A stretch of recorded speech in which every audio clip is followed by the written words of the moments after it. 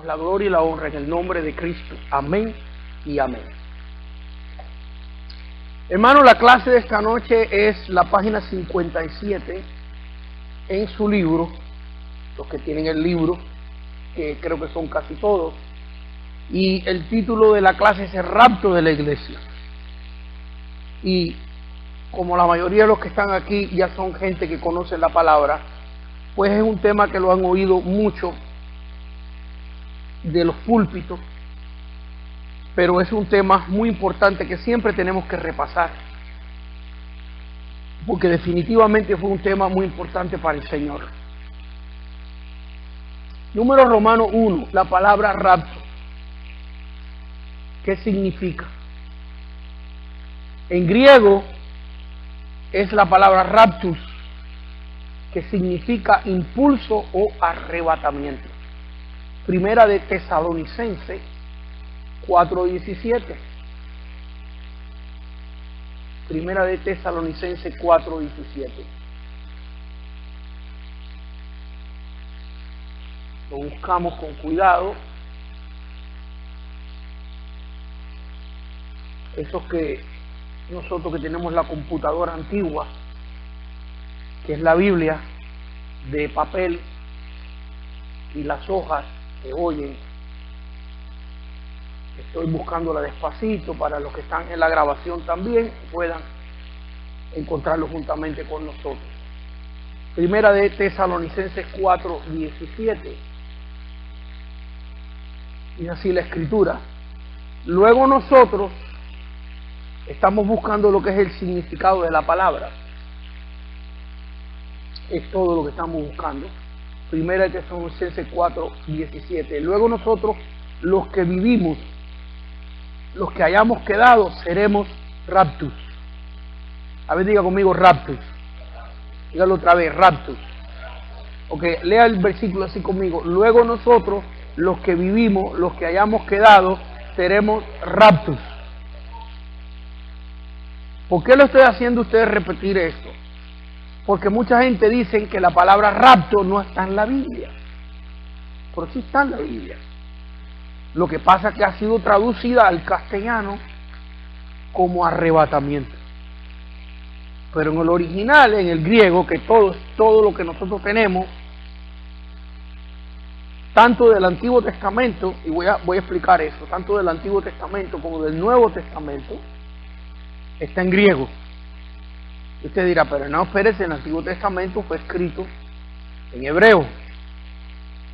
Bueno, déjame dar una explicación de eso. ¿Cuántos de ustedes han oído este término, la Septuaginta? ¿Cuántos de ustedes han oído ese término? 1, 2. Significa la versión de los 70. La versión de los 70. ¿Alguien sabe lo que es la Septuaginta? Yo sé que a lo mejor han oído, pero ¿alguien sabe? Si alguien sabe, levante la mano. El hermano sabe lo que es. Qué bueno.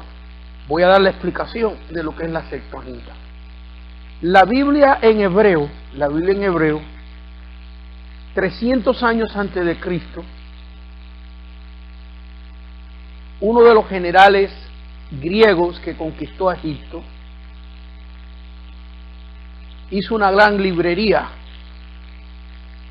en Egipto, y él creía en esa librería que todos los libros buenos del mundo, los mejores, los de Aristóteles, los de los filósofos, que ya estaban en griego, pero mucha de la sabiduría de los persas, de los chinos, y mandó a diferentes partes del mundo a buscar gente sabia para que tradujeran los diferentes libros que existían al idioma griego. Entonces mandó a buscar a Jerusalén personas conocedores de la Escritura que tradujeran el Antiguo Testamento, porque el Nuevo no existía. Le estoy hablando de 300 años antes de Cristo. Ptolomeo se llamaba el general griego. Cuando Alejandro el Grande muere, los 4 principales generales de su ejército se reparten el imperio de Alejandro el Grande, del macedonio rey macedonio griego que había conquistado el mundo. Uno de sus generales se llamaba Ptolomeo. Y él le tocó la parte de todo lo que es Egipto. En Egipto, hermanos, en la ciudad de Alejandría, porque construyó él, Ptolomeo, esa ciudad para honrar a Alejandro, su gran rey griego. Puso esta librería. Entonces él manda a Jerusalén a buscar hombres que le traduzcan la Biblia, el Antiguo Testamento, al griego. Y le mandan los rollos de la Escritura con 2 o 3 sabios judíos que sabían el hebreo y el griego. Y Ptolomeo se enojó. Y como él dominaba esa parte del mundo, mandó a buscar 70 Septuaginta, la traducción de los 70. ¿Ya están entendiendo dónde viene el nombre? Septuaginta, la traducción de los 70. 70 sabios judíos. ¿Y sabe lo que hizo Ptolomeo? Los encerró a cada uno en un cuarto. Y le dijo que cada uno le tradujera todo el Antiguo Testamento del hebreo y el arameo, porque también tiene parte del arameo, al griego. Y entonces esos 70 sabios estuvieron 2 años y medio encerrados, cada uno, Ptolomeo no les permitió que se reunieran, no les permitió que consultaran nada, sino que cada uno tradujera el Antiguo Testamento al griego. Y después de 2 años y medio había 70 copias. Y él mandó a comparar las 70 copias. Y las 70 copias eran exactas, letra por letra, punto por punto y coma por coma. Y ahí Ptolomeo se convirtió a Jehová Dios de los ejércitos. Porque él sabiendo un hombre sabio, él estudió con Aristóteles, junto con Alejandro el Grande, se criaron de niñitos, y Aristóteles le enseñó varios idiomas. Y él sabía muy bien que si usted le da a una persona que traduzca nada más una frase, una pura frase, y agarra 70 personas para que le traduzcan, no van a salir iguales. Nosotros que somos bilingües sabemos que eso no sale igual. Eso fue un milagro de Dios. Esa traducción griega se llama la Septuaginta, la versión de los 70, o la traducción de los 70. De esa versión griega, consultando los originales los más originales que habían en griego, se tradujo nuestro Antiguo Testamento. Así que el Antiguo Testamento que usted tiene es una traducción del griego, de la Septuaginta, consultando los escritos originales en hebreo. Así que esto es muy importante entenderlo. Algo así es lo que tenemos aquí nosotros. La palabra raptus no está en la Biblia, pero sí está en la Biblia. En nuestra Biblia castellana no está, pero en el original sí está. Y nosotros decimos raptus, se ha pegado esa palabra. Creo que en el castellano la palabra más adecuada sería la palabra arrebatamiento. Creo que sería la más adecuada, porque la palabra raptus es una derivación del griego nada más. Es como la palabra Cristo, es una derivación del griego, que significa Christus, significa el ungido de Dios. Es como la palabra Mesías, es una palabra que deriva del hebreo, Masaya. Masaya significa ungido de Dios. Masaya, Mesías, Cristo. ¿Sí? Así que sí aparece en la Biblia la palabra rapto. Nosotros los hispanos lo usamos mucho, pero hay religiones que no creen en el arrebatamiento y dicen, usted cree en algo que no está ni en la Biblia. Sí está aquí. es esta palabrita que está aquí, arrebatados. Luego nosotros, los que vivimos, 1 Tesalonicenses 4:17, los que hayamos quedado seremos arrebatados juntamente con ellos en las nubes para recibir al Señor en el aire, y así estaremos siempre con el Señor. Esto está muy interesante.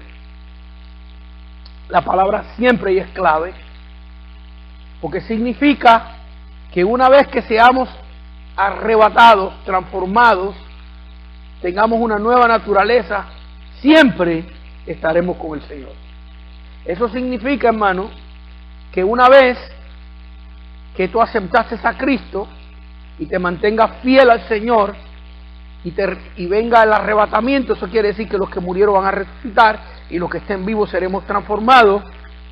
No hay backsliding, no hay resbalada, como dicen los puertorriqueños.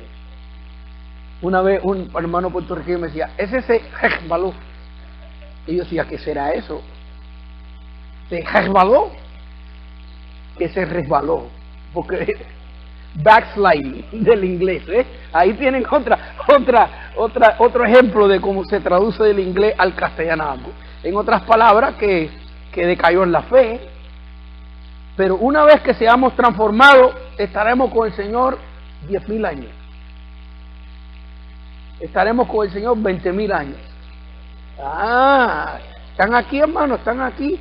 Dice aquí, así estaremos siempre con el Señor, eternamente. Los que quieren el testimonio de ese que acabo de contar, hermano, de cómo se tradujo del hebreo al griego, ese testimonio lo tienen en su libro, en la sección de cómo nos llegó la Escritura. Cómo nos llegó la Escritura y cómo se juntaron los libros del Antiguo Testamento. Más adelante vamos a estudiar eso, pero si quieren leer ese testimonio que le he contado, hermano, de Ptolomeo, lo pueden leer, está en su libro, lo tienen en su libro. Así que todos los datos están ahí. Busquen la sección de cómo nos llegó la Biblia y la parte de cómo se preparó el Antiguo Testamento, y ahí van a encontrar ese testimonio. Así que vemos acá, hermanos míos, que la palabra raptus, ¿de dónde sale? Subtítulo 2. La Biblia nos habla de la venida de Cristo. La Biblia nos habla de rapto. Hechos 1, versículo 10 y 11. Yo estoy convencido de que ustedes muchos ya saben de este tema y de algunos de estos versículos. Pero bueno, que sea un apoyo a lo que usted ya conoce. Hechos 1, versículo 10 y 11. Dice, y estando ellos con los ojos puestos en el cielo, entre tanto que él se iba. Ahora fíjense, hermanos, que Jesús resucita y desaparece. Jesús desaparece y luego aparece. Desaparece y aparece. Así fueron 40 días que el Señor estuvo con el Señor. El Señor estuvo con los discípulos, apareciendo y desapareciendo. Oigo un rumor por ahí, hermano, que, por favor, hermana, suena como que tengo eco yo. El Señor simplemente podía haber desaparecido, haber dejado la instrucción y ya. Pero como el Señor es levantado al cielo, es una prueba, una evidencia de lo que Él va a hacer con nosotros. Y por eso dice aquí, y estándose ellos con los ojos puestos al cielo, entre tanto que Él se iba, he aquí que se pusieron junto a ellos 2 varones con vestiduras blancas. En otras palabras, que el Señor es levantado en una nube, y ellos se quedan viendo eso, y de repente aparecen 2 ángeles, los cuales también les dijeron, varones galileos, ¿por qué están mirando al cielo? Este mismo Jesús, que ha sido tomado de vosotros al cielo, así vendrá como le habéis visto ir al cielo. Así que el Señor le permitió a los apóstoles ver cómo va a ser el rapto. Asimismo, como Cristo se le fue levantado, así nosotros seremos levantados. Esto no tenía, esta evidencia, no tenía que el Señor haberla hecho. El Señor no tenía que haber hecho eso. En una de esas desapariciones, simplemente no va a aparecer más. Ya Él dio todas las instrucciones que tenía que dar. Ya Él le explicó a todos los discípulos lo que tenía que ver. Ya les apareció resucitado. ¿Qué más evidencia? Esta viene siendo la última. Esta viene siendo la última. O más bien la penúltima. Porque cuando el Señor es arrebatado al cielo, después aparece, ¿a quién le aparece el Señor después? A lo de Maús. No, ya aquí en esto que estamos leyendo, en esta porción bíblica que estamos leyendo, es cuando el Señor asciende a los cielos, ya había aparecido a lo de Maús. Ya había aparecido a Pedro, ya había aparecido a 500. ¿A quién es el que aparece como un abortivo? A Pablo. A Pablo. Así que vemos aquí que el Señor podía haber desaparecido, después apareció a Pablo y ya está. Y ya Él dio todas las instrucciones, pero este acto que Él hace de ser ascendido a las nubes de una manera visible, de una manera que el pueblo lo vea, es probándonos a nosotros cómo Él nos va a llevar a nosotros y cómo nosotros vamos a venir con Él, porque se lo dice el ángel así vendrá como la habéis visto ir al cielo. Así que también recuérdense que las personas que no tienen a Cristo en el momento del rapto no verán al Señor. Dice la Biblia que la venida del Señor será como un relámpago, pero a mi opinión esa venida, esa aparición como un relámpago, a mi opinión, es al final de la gran tribulación, cuando viene, hermanos míos, a apresar al anticristo. En el rapto, hermanos míos, la trompeta sonará y los muertos en Cristo resucitarán, y la iglesia que tiene el Espíritu Santo dentro oirá la trompeta del Señor y simplemente desapareceremos. El incrédulo no sabrá qué pasó con nosotros, solamente sabrán por la información que nosotros dejemos. Por eso este tema se tiene que predicar, se tiene que enseñar, aún a la gente que no cree, que la gente que no cree cuando oiga esto o se asustan o creen menos. Oye, ¿cómo va a ser eso? Que las personas van a resucitar y los vivos van a ser transformados y van a desaparecer. ¿Qué locura es esa? Bueno, esa información hay que dejársela, porque muchos de ellos en la gran tribulación se van a acordar de eso que nosotros predicamos. Y esto que es profético porque no ha acontecido todavía. Cuando ellos estén aquí en la tierra y nosotros estemos en la boda del Cordero, se van a acordar que nosotros predicamos esto y serán la gente que se va a convertir en la gran tribulación. Así que vemos aquí que el mismo Señor y los ángeles hablaron de el rapto, de la venida de Cristo. Números Romanos 2. ¿Cuándo vendrá el Señor? ¿Cuándo vendrá el Señor? Tenemos una clase que nos toca en esta sección profética, donde vamos a estudiar cómo nosotros sabemos que la gran tribulación dura 7 años. Porque decimos 7 años de la gran tribulación, ¿pues cómo sabemos eso? Bueno, vamos a estudiar proféticamente en el libro de Daniel, especialmente, y en el libro Apocalipsis, donde se nos enseña que la gran tribulación dura 7 años. Mucha gente utiliza esos pasajes para calcular, hermanos míos, la venida de Cristo. Para calcular la venida de Cristo. Y cada rato, esos de ustedes que llevan un tiempo sirviendo al Señor, usted sabe que cada rato vemos en las noticias que un ministro, en algunos casos ha sido gente que han tenido buena doctrina, y que el enemigo pues los enreda en esto. El ministro fulano de tal o tal religión está diciendo que el Señor va a venir en el año tal, en el mes tal. Cada rato sale uno. Y todos se han equivocado. Y todos utilizan la misma fórmula del libro de Daniel. Pero que quede claro, hermano, que la palabra dice en Mateo 24, 36. Mateo 24, 36. Nos dice a nosotros exactamente cuándo va a venir el Señor. En esta noche usted se le va a quedar clarito este misterio. Usted va a saber, hermanos míos, cuándo viene el Señor. En esta clase usted va a recibir esa revelación. Los que me están oyendo de la grabación, por favor, sigan oyendo, no la paren aquí nomás, en esta parte. Sí, porque después paran aquí en esta parte de la grabación y dicen, el pastor aquí le está profetizando, está enseñando falsa doctrina. No, escuchen que yo le voy a decir exactamente cuándo va a venir el Señor. Mateo capítulo 24, versículos 3 y 36. ¿Verdad? Dice así: y estando él sentado en el monte de los olivos, los discípulos se le acercaron aparte diciendo: dinos, ¿cuándo serán estas cosas?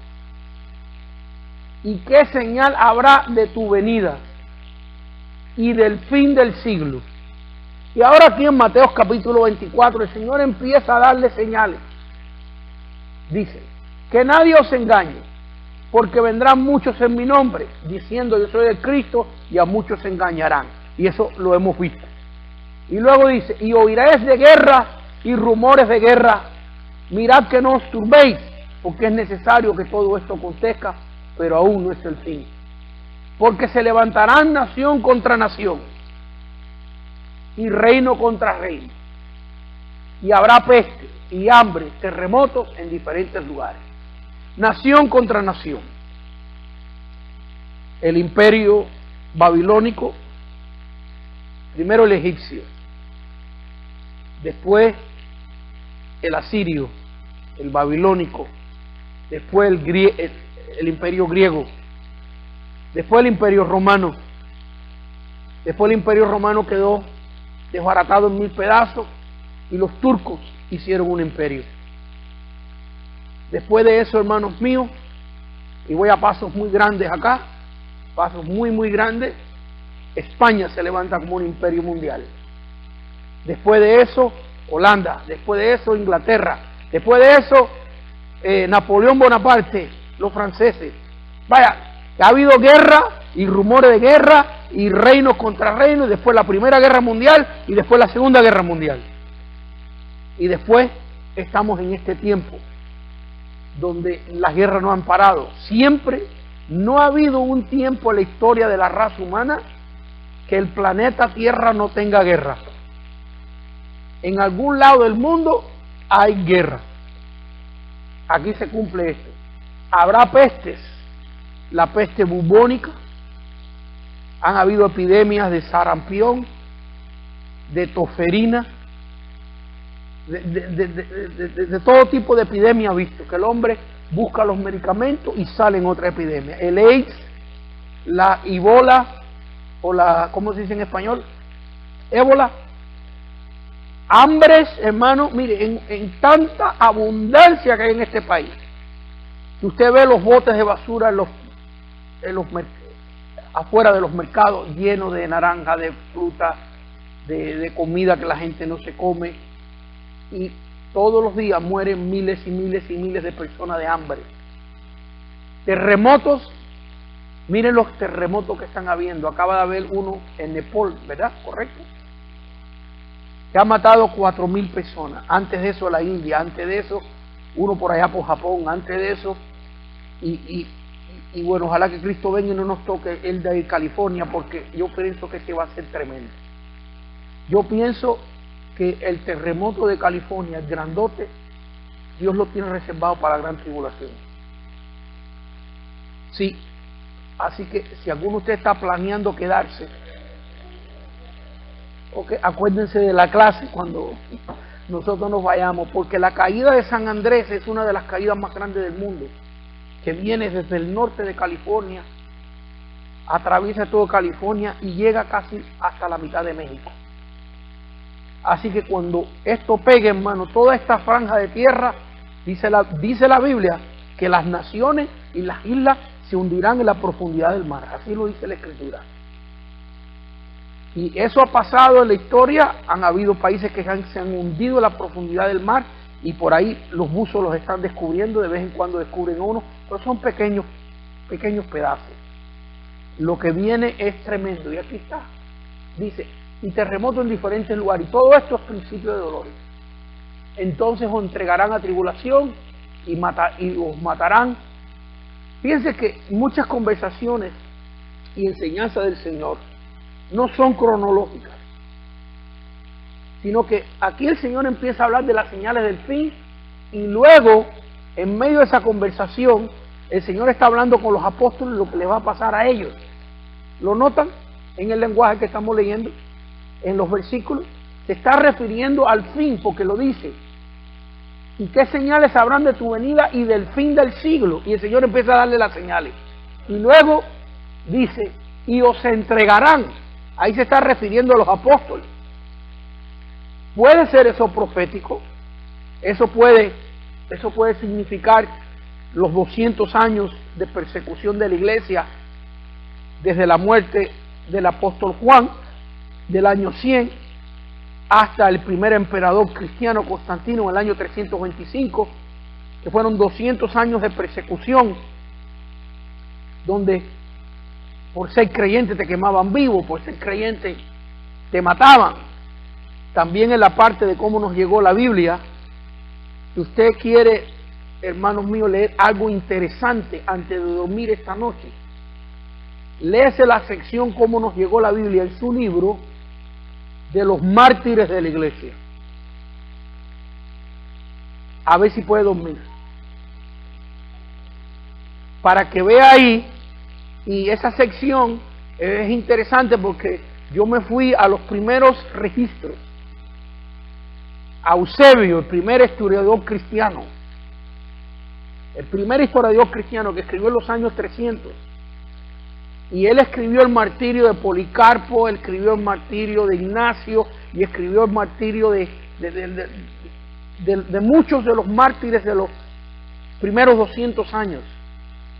Y los gobernadores romanos se hacían competencia a ver cuál de ellos, en qué ciudad, descubría el método más sanguíneo para hacer a los cristianos blasfemar al Señor. Había competencia de esto, hermano. Le doy uno nada más que a mí siempre se me quedó grabado, ese, que yo le doy gracias a Dios que yo no viví en esa época, porque yo creo que ahí me rajo yo más. Le soy sincero. Yo cuando leo lo que esta gente sufrieron, bueno, la única explicación es que en ese momento Dios nos dé la fuerza. Así como las pruebas que yo he tenido que pasar y usted ha tenido que pasar, que cuando yo miro para atrás digo, si Dios no me hubiera dado la fuerza, yo no hubiera podido pasar eso. Por ejemplo, a uno le pusieron una caldera aquí redonda, amarrada atrás, y les tiraron las manos y los pies, y agarraron 3 ratas y las metieron dentro de la caldera y empezaron a calentar la caldera, y las ratas empezaron a hacer huecos dentro del estómago y le salían por los lados del estómago y dentro de los intestinos. ¿Usted se imagina aguantar eso, hermano? Y que te estén diciendo, tú puedes parar estas torturas, todo lo que tienes que hacer es negar al Señor. Entonces vemos aquí, entonces os entregarán a tribulación y os matarán y seréis aborrecidos de toda la gente por causa de mi nombre. La Inquisición en los años 1500. La iglesia cristiana pasado, nosotros la tenemos fácil, hermano. La prueba de algunos hermanos es que el aire acondicionado del carro se le dañó y va a sudar un poquito para llegar a la iglesia.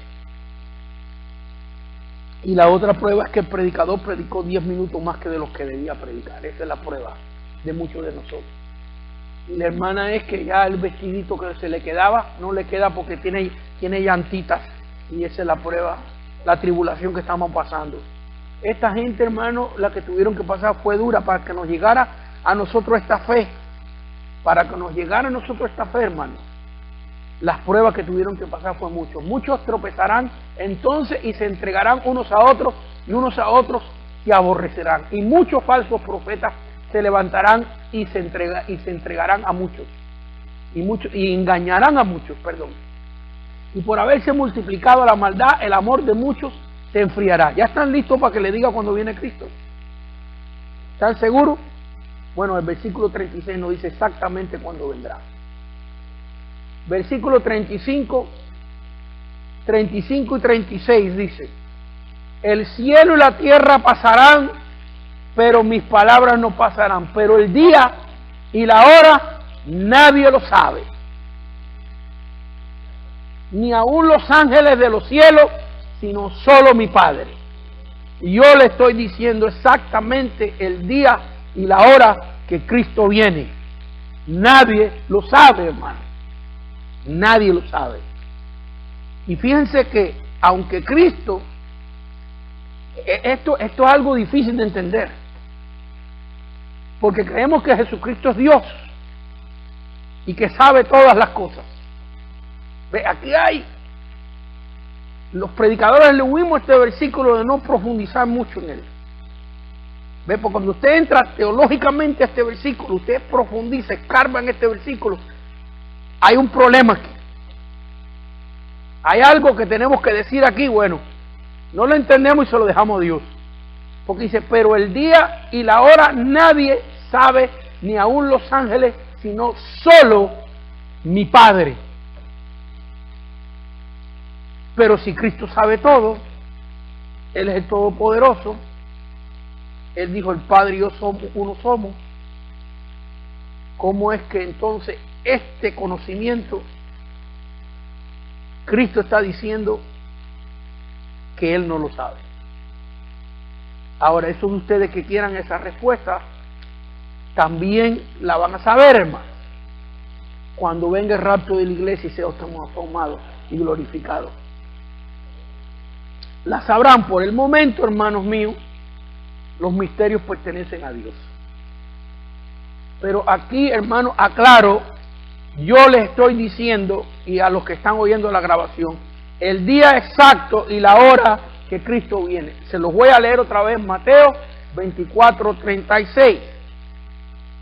Por si acaso alguien se está preparando en el seminario que Dios me ha permitido dar a mí, y 10 años después quiere dar la fecha exacta, cuando Cristo viene, mira, te la estoy dando. Pero el día y la hora nadie lo sabe, ni aun los ángeles de los cielos, sino solo mi Padre. Nadie lo sabe. Ese es el día y la hora. Papá lo sabe y nosotros no lo sabemos. Amén. Usted levantó la mano, hermano.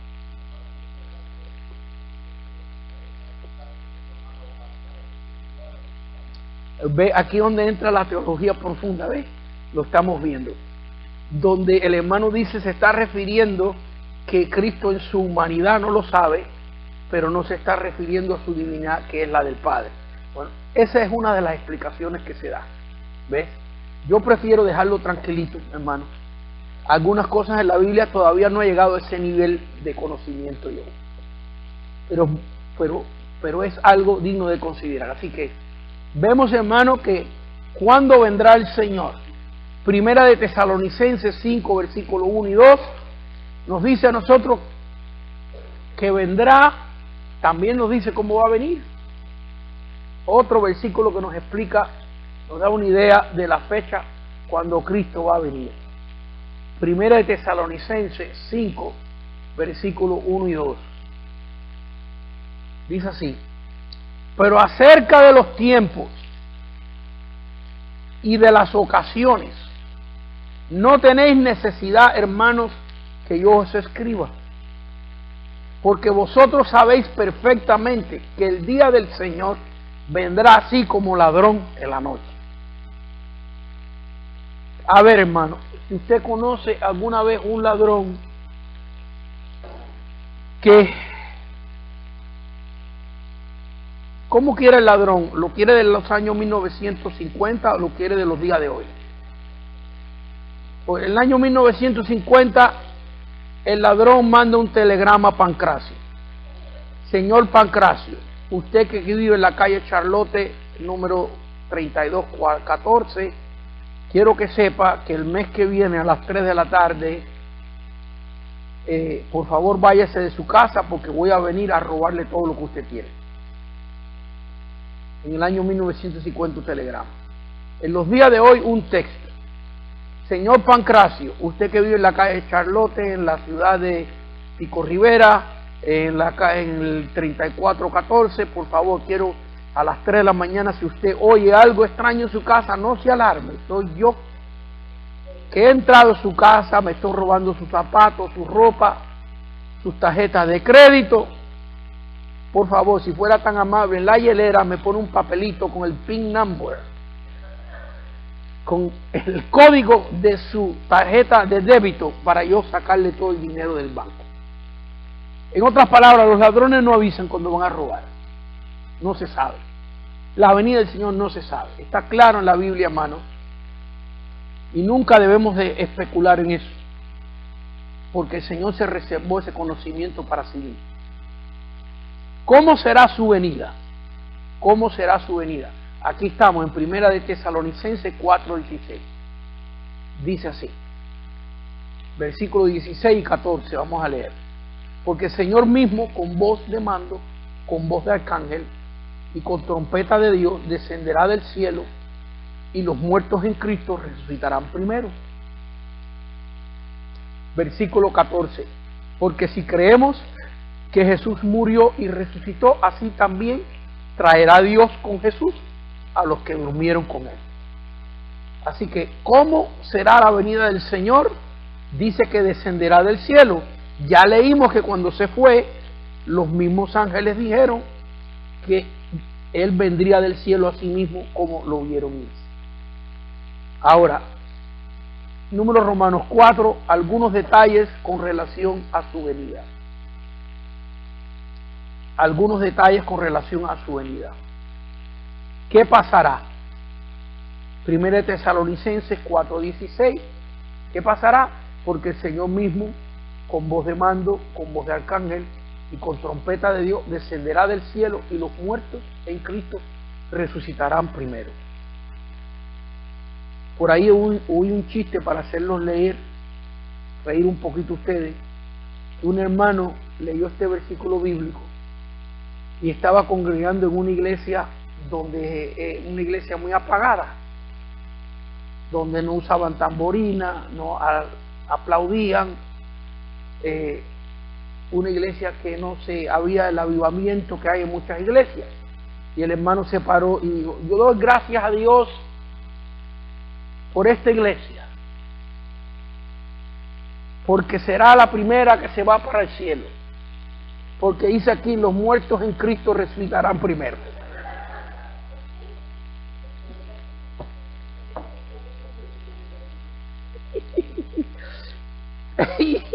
Algunas veces me salen las cosas cómicas y otras veces no me salen, hermano. Así que vemos aquí, hermano, que los que han muerto en la fe, resucitarán primero. Y luego, dice el versículo 17, luego nosotros, los que vivimos, los que hayamos quedado, seremos arrebatados juntamente con ellos en las nubes para recibir al Señor en el aire. Así estaremos siempre con el Señor. Así que, ¿qué clase de transformación, hermano? ¿Qué clase de milagro tendrá que acontecer? Me voy a reservar el comentario porque quiero leer la nota, subtítulo 2. ¿Cómo resucitarán? Primera de Tesalonicenses 14, versículo 13 y 14. Y me estoy reservando el comentario para ya darlo completo una vez que lea toda la nota. Dice el versículo 13 y 14. Primera de Tesalonicenses 4, 13 y 14 dice: tampoco queremos, hermanos, que ignoréis acerca de los que duermen. Aquí los que duermen son las personas que han muerto en Cristo, para que no os entristezcáis como los otros que no tienen esperanza. Porque si creemos que Jesús murió y resucitó, así también, aquí está la palabra clave es esta que vamos a leer, así también traerá Dios con Jesús a los que durmieron en Él. Vamos a seguir leyendo todos los versículos y después les viene la explicación. Por lo cual os decimos esto, en palabras del Señor, que nosotros que vivimos, que habremos quedado hasta la venida del Señor, no procederemos a los que durmieron. Porque el Señor mismo, con voz de mando, con voz de arcángel y con trompeta de Dios, descenderá del cielo, y los muertos en Cristo resucitarán primero. Luego nosotros, los vivos, los que hayamos quedado, seremos arrebatados y juntamente con ellos en las nubes para recibir al Señor en el aire, y así estaremos para siempre con el Señor. Esta es una pregunta que a mí me hacen muchas personas. ¿Qué pasa cuando las personas mueren?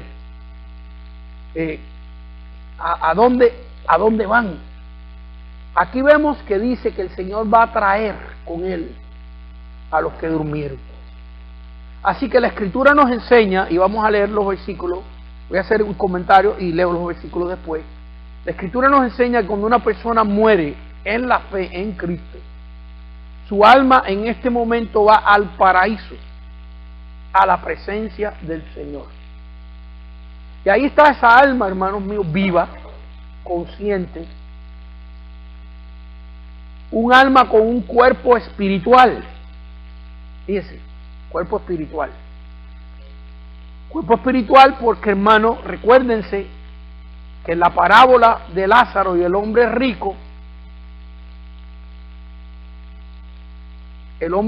le dice a Abraham, dile a Lázaro que moje la punta de su dedo en agua y que la ponga en mi lengua. Dedo es cuerpo, lengua es cuerpo.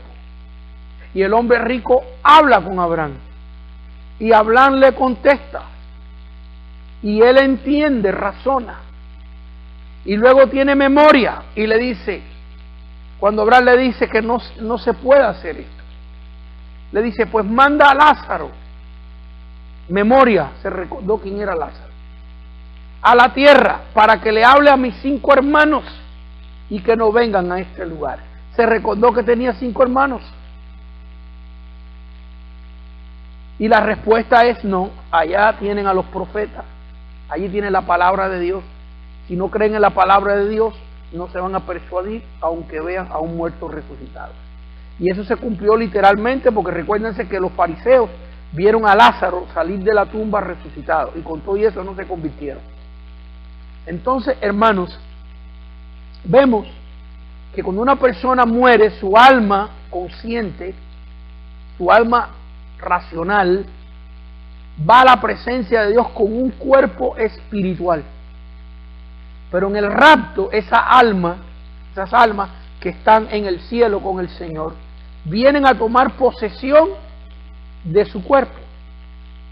Ese cuerpo que ahora es ceniza, ese cuerpo que a lo mejor, aquí entramos ya en otro debate, ¿qué pasa si una persona la queman, la incinerarizan y la echan en el mar? Imagínense, esa ceniza cae en el mar y el agua se la lleva para todos los lugares. ¿Cómo es posible que esa alma encuentre su cuerpo? Bueno, hermano, las personas que piensan así, y creo que todos, uno que otro día nos ha pasado eso por la cabeza, tenemos que entender que el que va a hacer esto es Dios. Que Dios no nos va a mandar a nosotros con una aspiradora a buscar ceniza, ni con una escoba y una carretilla, hermano. No va a ser el hombre, las almas nuestras lo que va a hacer esto, es Dios el que va a hacer esto. Y el Dios que nosotros creemos es un Dios que no tiene límites, es un Dios que puede hacer todo lo que ha dicho en su palabra. Y si es un puñado de polvo, Él pudo hacer un cuerpo y después darle vida, y de un pedazo de hueso pudo hacer una mujer y darle vida. Entonces, hermanos, bien fácil, Dios puede recoger las cenizas, los huesos, y darle vida también. Entonces aquí vemos que las almas de los que han muerto, los que están en este momento en la presencia del Señor, vamos a suponer que el rapto fuera al final de la clase.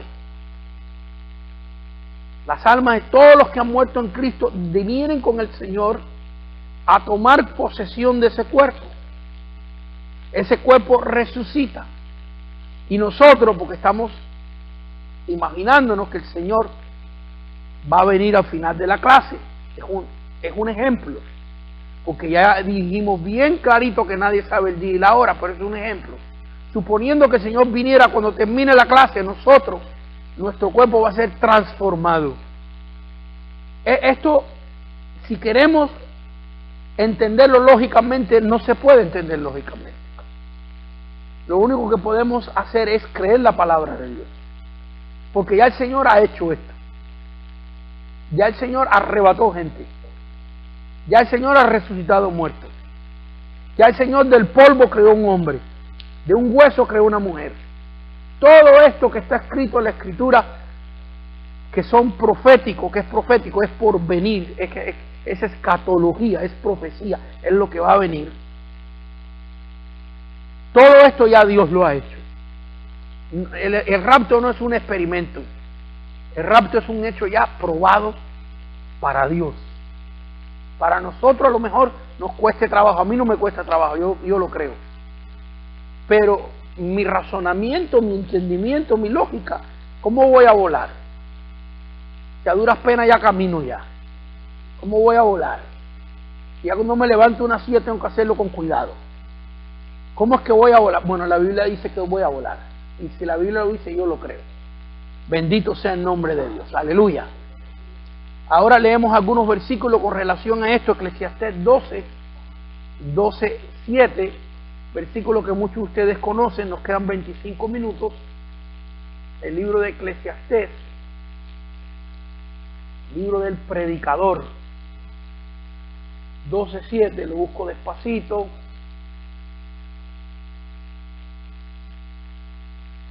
Después del libro de Proverbios, casi al final, dice el libro de Eclesiastés, hablando de cuando una persona se muere. Dice, el polvo vuelve a la tierra como era, y el espíritu vuelve a Dios que lo dio. Así que este versículo, bien compactado, nos enseña lo que acabo de decir. El cuerpo va a la tierra, se pudre, eventualmente se hace ceniza, se hace polvo, regresa a ser lo que fue originalmente, y el alma, el espíritu, vuelve a Dios que fue el que se lo respiró a Adán en su nariz. Leemos la nota, así que vemos que cuando un creyente muere, su alma va a Dios y su cuerpo a la tierra. Otras pruebas de esto, Apocalipsis 24 y Apocalipsis 6, 9 y 10. Vamos a leerlo. Aquí vamos a ver personas que mueren y vamos a ver qué les pasa a su alma. Vamos a ver si se quedan en un sueño. Existe la doctrina que se llama el sueño. Los testigos de Jehová creen esa doctrina. No es lo que le está pasando a alguno de ustedes en esta noche, hermano. Es una doctrina que se llama el sueño. Los testigos de Jehová creen esto y los adventistas del séptimo día también lo creen. ¿Qué creen ellos? Que cuando una persona muere, su alma va a un sueño, no a una existencia, no a un paraíso como nosotros creemos, sino a un lugar que está en un sueño. El alma está como si usted ve una persona en una coma, así está el alma. Y cuando llegue el día de la resurrección, el Señor va a despertar esas almas y esas almas ellos creen en la resurrección. Lo que no creen es en la acción eterna del alma, porque creen en la existencia eterna del alma. Creen que el alma existe, pero está en un sueño, ¿ves? Y creen en la aniquilación. Los que no creen en Dios y mueren quedan aniquilados, dejan de existir. Ellos no van a resucitar. Nosotros creemos una resurrección de justos y de injustos. Nosotros creemos que el alma del ser humano es eterna, la del pecador y la del que cree en Cristo. Y la del pecador no queda aniquilada, deja de existir, como enseñan los testigos de Jehová que no creen que hay un infierno, y como enseñan los adventistas que no creen que hay un infierno, sino que creen que el alma deja de existir. Los que pecaron, los que mueren sin Cristo. Y los que mueren en Cristo, su alma va a un sueño. Y cuando llega la resurrección, Dios va a despertar esas almas y va a resucitar a esos cuerpos. Nuestra creencia es totalmente diferente. Nosotros creemos que el alma siempre es activa, que no hay un momento que deja de existir. Aun cuando tú estás durmiendo, tu alma está viva. Tu alma está viva cuando tú estás durmiendo, porque sueñas, porque si alguien se mueve en la cama te despiertas enseguida. Así que vemos, hermanos, acá en Apocalipsis 24, ¿qué pasa, hermanos míos? Este versículo lo hemos leído ya estudiando el milenio, estudiando otras cosas, pero dice el versículo 4, y vi tronos y se sentaron sobre ellos los que recibieron facultad de juzgar, y vi las almas de los decapitados. ¿Cómo es que una persona decapitada tenga vida, hermano? Porque está hablando de un cuerpo espiritual. Fíjate, en un cuerpo glorificado. Porque las personas que mueren están en el paraíso. Fíjense que en el capítulo 19, el capítulo antes, la iglesia está en el paraíso en las bodas del Cordero, alabando. Y no tenemos ya tiempo porque no me quiero ir en otras líneas, no nos toca esto esta noche, pero sí rapidito. ¿Qué está haciendo la iglesia en las bodas del Cordero? Nosotros hemos leído en las otras clases pasadas, alabando, glorificando. Y para alabar usted necesita una boca. Y para alabar usted necesita estar consciente. Porque si usted está adorando a Dios inconsciente, no tiene valor la alabanza.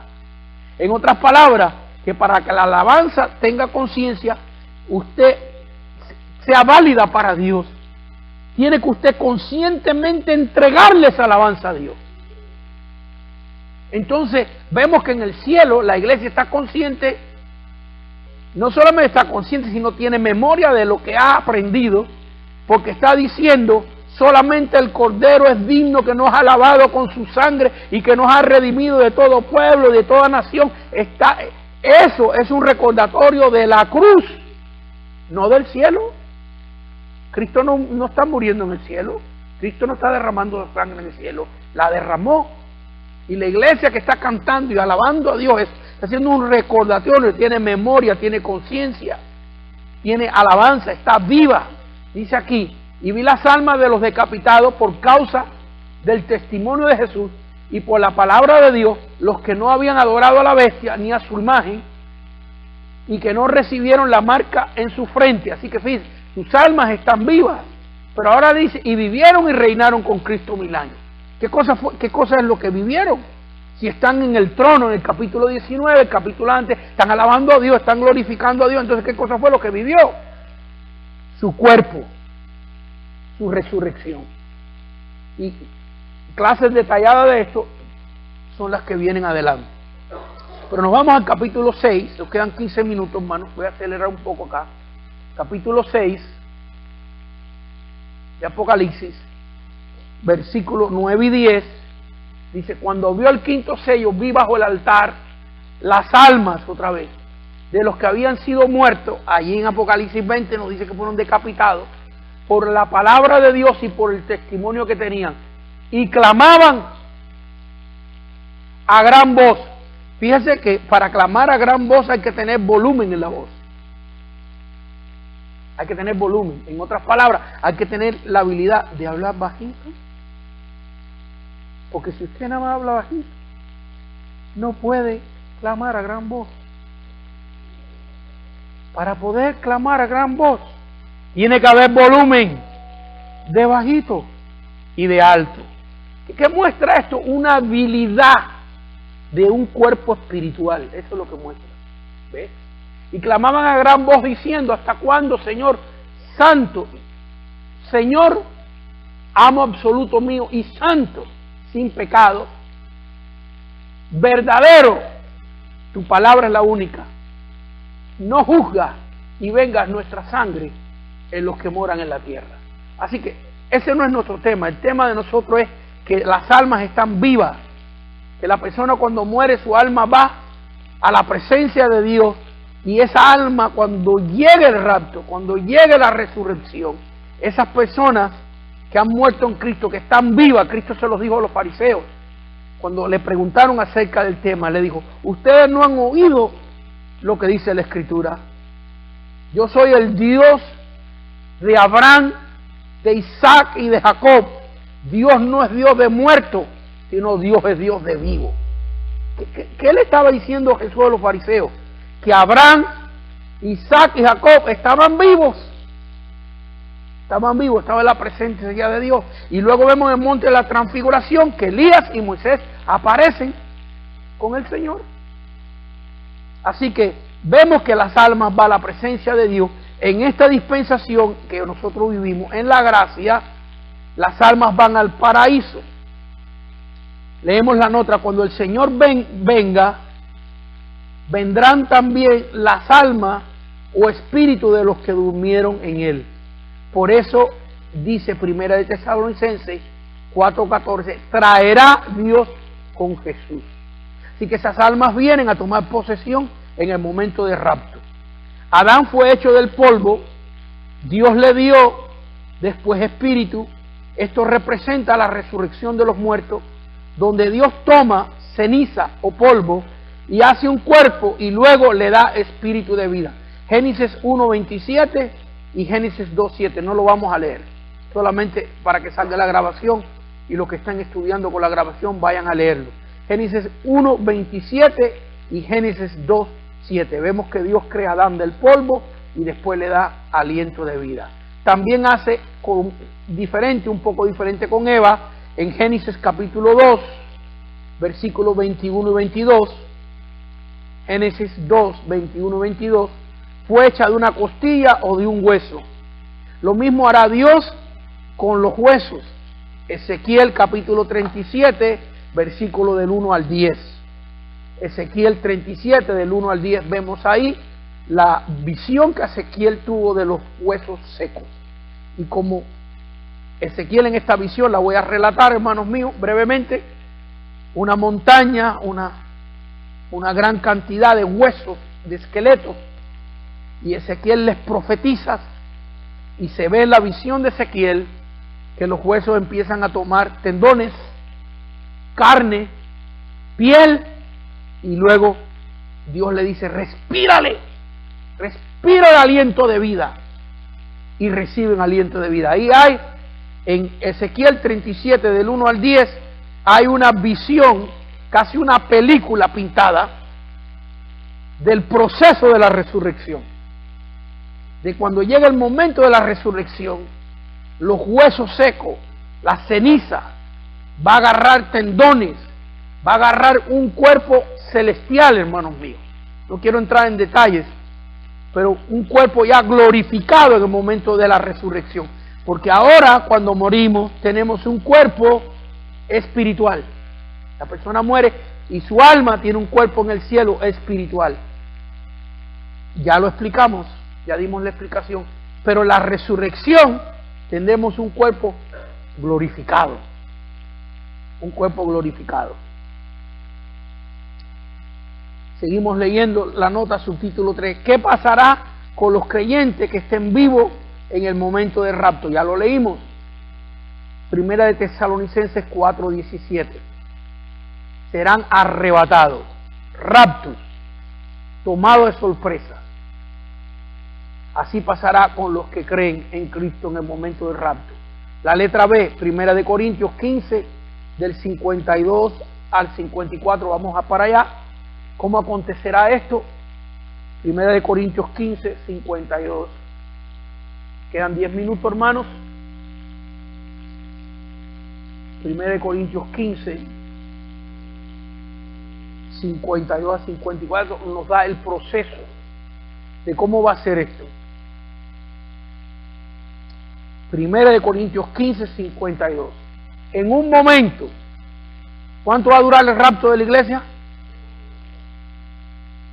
En un abrir y cerrar de ojos. A ver, papadén, hermano, ya. Así fue el momento. En un momento, en un abrir y cerrar de ojos, al final de la trompeta, porque se tocará la trompeta, y esa trompeta será una trompeta espiritual que la oirá el creyente solamente. Y los muertos serán resucitados incorruptibles, y nosotros seremos transformados. Porque es necesario que esto corruptible se vista de incorrupción y esto mortal se vista de inmortal. Y cuando esto corruptible se haya vestido de incorrupción y esto mortal se haya vestido de inmortalidad, entonces se cumplirá la palabra que está escrita: sórbida o sorbida es la muerte en victoria. Así que, en otras palabras, una vez que tengamos un cuerpo glorificado, ya nunca tendremos más muerte. Ya la vida eterna empieza allá, pero allí nunca experimentaremos más muerte. Tú tienes ya vida eterna. Sigas fiel o no sigas fiel, tú tienes ya vida eterna. Porque tu alma es eterna. Y la persona que no cree en Cristo, su alma es eterna. Va a condenación eterna. Y el que cree en Cristo va a vida eterna. Pero aunque tú eres eterno, vas a morir físicamente. Vas a morir físicamente. Fíjense que nosotros somos la imagen de Dios. Cristo murió humanamente, pero espiritualmente nunca murió. Y no quiero entrar en detalles ahí. Y nosotros en sí nunca morimos. Por eso el Señor dijo, cuando le dijeron que Lázaro había muerto, dijo: no, está durmiendo. Porque para Dios no hay muerte nunca. El alma es eterna, el alma nunca muere.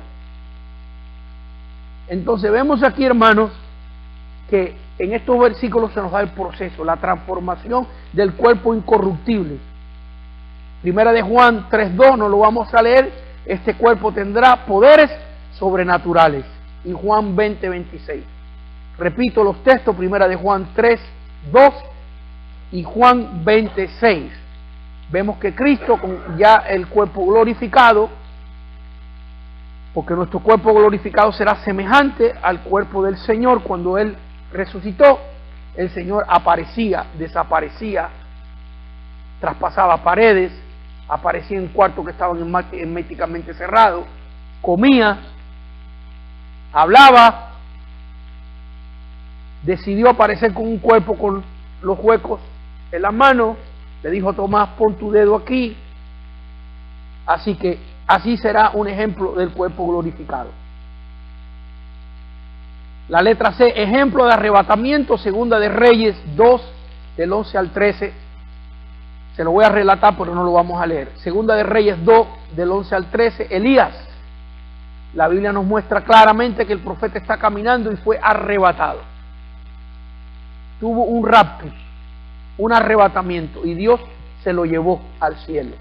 Otro ejemplo, Génesis 5, del 22 al 24. Génesis 5, del 22 al 24. Enoc, en el Antiguo Testamento, también fue arrebatado. Así vemos como Dios ya había hecho esto. Esto nos sirve de prueba que si lo hizo antes, el Señor lo puede hacer otra vez. Simplemente lo hizo con una persona o otra persona, pero el Señor puede hacer con billones lo que hace con uno. Así que ya vemos que ya ha habido arrebatamientos que están en la Escritura. Número 5, número Romanos 5. ¿Qué cantidad de tiempo dura el rapto? Primera de Corintios 15, versículos 51 y 52. Dura un instante. Ya lo leímos. Primera de Corintios 15, 51 y 52. En un abrir y cerrar de ojos. Así dura el rapto. Número Romanos 5, 6 en sus notas. ¿Qué pasa con los incrédulos en el momento del rapto? Estaba apurándome porque quería llegar aquí. Cuando venga el arrebatamiento, Lucas capítulo 17, vamos a buscar esta porción bíblica, Lucas 17, y vamos a leer varios versículos rápidamente. ¿Qué pasa cuando llega el arrebatamiento? Los muertos en Cristo resucitan. Nosotros los que hayamos quedado seremos transformados, seremos arrebatados y seremos levantados a la presencia de Dios para estar con Cristo, ya con cuerpos glorificados. ¿Qué pasará con los que no han creído en Cristo?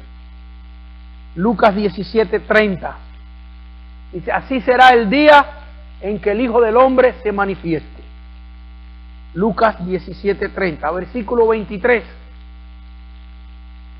Y os dirán: helo aquí, helo allí, no vayáis, no lo sigáis, porque como el relámpago que al fulgurar resplandece desde un extremo del cielo hasta el otro, así también será el Hijo del Hombre en su venida. Fíjense que me quedan 5 minutos, pero esto está tremendo, porque cuando venga Cristo en el rapto, los chinos que han creído en Cristo se van con Cristo, y los que estén en África, y los que están en Sudamérica, y los que estén en las islas del Caribe, y esto en un instante, y el mundo es redondo. Y si el mundo es redondo y Cristo aparece aquí, ¿cómo lo van a ver aquí? ¿Cómo lo van a ver aquí? ¿Cómo lo van a ver aquí? ¿Cómo lo van a ver aquí? ¿Me entienden? ¿Cómo podrá todo el mundo oír la trompeta y ver a Cristo si el mundo es un globo? Y aquí hay otra cosa que pensar. Cuando en China es de noche, en América es de día. Así que el Señor va a traer tinieblas sobre toda la tierra, porque dice la Biblia que como ladrón en la noche. Pero no es que el Señor va a venir de noche, sino que cuando dice como ladrón en la noche, está diciendo es que será de una manera que nadie sepa cuándo. Porque si el Señor viene a este planeta de la forma que este planeta funciona hoy, a unos les tocará de noche, a otros de día, a otros de madrugada, y a otros estarán comiendo el lunch. Y otros estarán durmiendo en un avión. Cuando a mí me toca viajar a la Argentina o a algún lugar lejos, que son tantas horas, hermanos, de vuelo, 13 horas de vuelo, aquí un secreto entre nosotros: yo me tomo una pastilla de Dramamina, porque me mareo. El Señor me ha sanado de muchas cosas, pero de los mareos todavía no me ha sanado. Entonces, ni modo que yo esté enfermo en un avión, me tomo una pastilla de Dramamina y me da sueño. Y algunas veces yo he estado pensando, digo: Señor, yo estoy acá a 35,000 pies de altura en un avión dormido, y voy a abrir los ojos y estoy alabándote junto con toda la iglesia en las nubes. Puede pasar, hermano, a alguien le va a pasar. Cuando Cristo venga en gloria, la cosa es que como dura un pestañazo, ya, es una medida de tiempo. Ok, leo rápidamente. Dice el versículo 25: pero primero es necesario que padezca mucho y sea desechado. Está refiriéndose a Cristo, a lo que Él tuvo que sufrir. Muy bien, leemos, hermano, los versículos 34, 24, ya lo hemos leído. Ahora leemos el versículo 34, 35 y 36. Dice: os digo que en aquella noche, algunos va a ser de noche, como hemos explicado, 2 estarán en una cama, el uno será tomado y el otro será dejado. 2 mujeres estarán moliendo juntas, la una será tomada y la otra será dejada. 2 estarán en el campo, el uno será tomado y el otro será dejado. En otras palabras, el creyente, un matrimonio donde la persona, uno es creyente y el otro no es creyente, de repente se desapareció el marido. Y la mujer que no es creyente dirá: mira, qué cristianito, ¿eh? Mira, como así hace años atrás se me desapareció. Es decir, la mujer que no es creyente y que se quedó, se cree que se fue de parranda otra vez. y hasta correcta, se fue de parranda, pero con el Señor, a las bodas del Cordero, y ella que no creía se quedó. O a la inversa, la mujer creyente y el hombre creyente. O dos compañeros que están trabajando en el campo, uno es creyente y el otro no lo es. Así que los que no tienen a Cristo se quedarán y entonces entrarán a lo que es la gran tribulación. La iglesia arrebatada en la gloria, en las bodas del Cordero. Ya hemos explicado que Cristo vendrá en las nubes, la trompeta sonará, los muertos en Cristo resucitarán primero, los que hayan quedado serán transformados, todo esto acontecerá en un abrir y cerrar de ojos, y los que no han creído en Cristo se quedarán en este planeta Tierra para pasar 7 años en la gran tribulación. Posiblemente muchos de esos que dos están en una cama y uno se quedó y el otro se fue, dos estarán trabajando, uno se quedó y el otro se fue. Posiblemente muchos de esos en la gran tribulación sean los que estén dispuestos ahora a morir creyendo en Cristo. Porque como estaban los dos en una cama, marido y mujer, asumimos, el cristiano estoy seguro que le habló de rapto y que le habló de la venida del Señor. Y ahora esa persona, muchos de ellos que se quedarán, serán, hermanos míos, los que de esos mártires que leímos en Apocalipsis 24 y en Apocalipsis capítulo 6, de esos que son decapitados y que tienen que dar su vida por la fe. Y así acontecerá con muchos. Y otros, hermanos míos, no resistirán, serán persuadidos por el anticristo, tendrán la marca de la bestia, se pondrán la marca del anticristo. Y bueno, tristemente los que tengan la marca del anticristo nunca podrán ser salvos, nunca podrán pasar a la gloria y a la presencia de Dios. Un aplauso al Señor, hermano, por esta clase, no a mí. El aplauso no es para mí, es para ti, Señor.